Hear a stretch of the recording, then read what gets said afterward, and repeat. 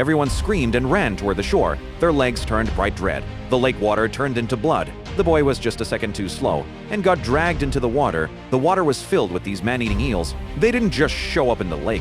They were in every corner, breaking into people's homes through the pipes. Not long ago, a worker was checking the pipes. When he found an eel in the water, he bent down to grab it, but the eel suddenly bit his arm. He struggled to pull it off, but more eels appeared in the water.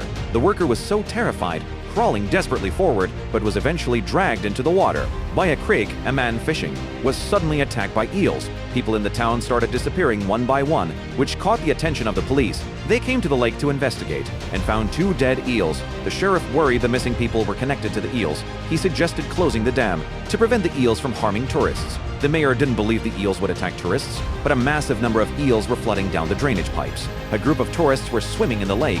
One girl came back to shore and found her thigh covered in blood. The tourists scrambled to the shore. The water by the shore instantly turned red. One more second and they would have been eel food. The sheriff immediately sent an officer to stop the tourist from going back in the water, but the officer didn't care, sitting leisurely on a boat. Suddenly, an eel jumped out and bit his arm. The officer was dragged into the lake too. What the heck is going on here?